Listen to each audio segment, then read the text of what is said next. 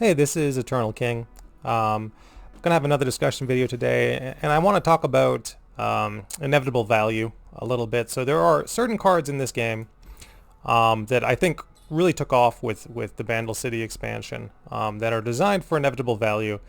And in a slower meta like this one, they're gonna see a resurgence. So things like portals.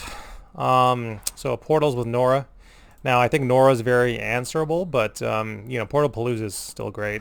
I think they reduce the cost of Eclectic Collection as well. So, again, trying to focus on this more fun, slower style of LOR with kind of, I don't want to call them meme cards, because, again, in the right state of the game, they're very viable.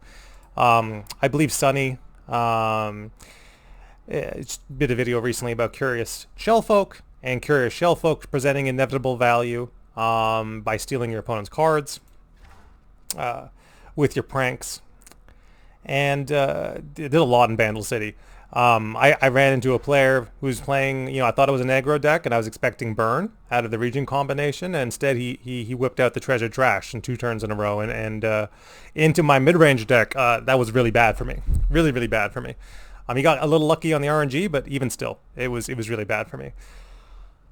I wouldn't suggest necessarily maining Treasure Trash in every deck, or maining Curious Shellfolk in every deck, or playing Nora in every deck, but I'm simply kind of broadening your mind to these possibilities and how in this slower version of LOR where tempo reduction has occurred, almost to those sort of pre-rotation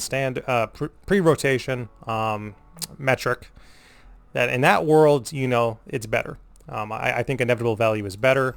I believe the deep player I ran into, and again, he kind of threw me off with his card selection. And I talk about how deep is a very flexible deck archetype. He was running treasures. So he was maining a treasure deep deck.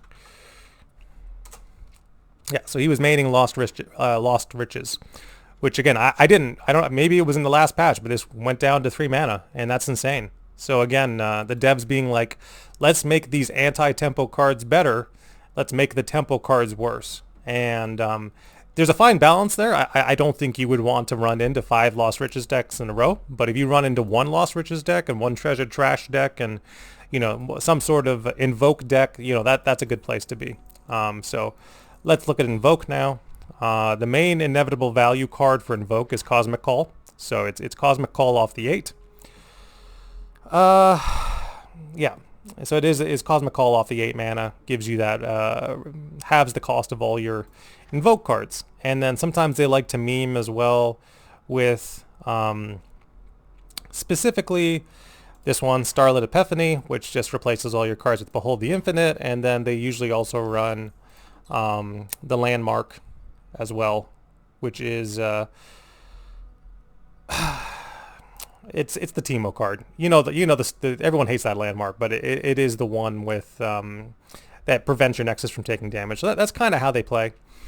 And thankfully, there's more Landmark removal with each set. So cards like that are getting, even Demacia can just play a 3-mana Challenger and generate Landmark removal for 2 mana. So, it's not as foolproof as it used to be. But all these inevitable value decks are getting better. Another kind of interesting one, and this is more of a mid-range example, and I don't think that she's going to be great, but Nico is designed to be an inevitable value deck. You look at things like the Big Freljord 5-drop and how that cycles, and it's very rare that 5-drops... Well, the Daybreak 5-drop, actually, Leona would be good too.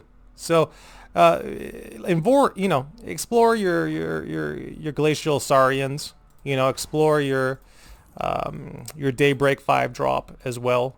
Sort of these slower mid-range style of decks with Leona. Kayla, again, I think Sunny just did a Kayla deck. That's definitely a slower mid-range style of deck with inevitable value.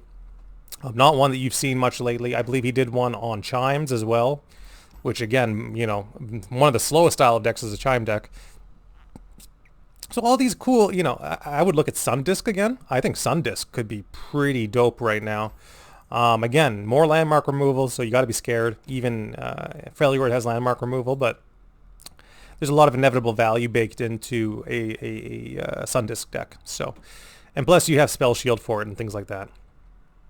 So I gotta say, this is, explore all three options. We talked about pass bluffing and kind of flexing those muscles.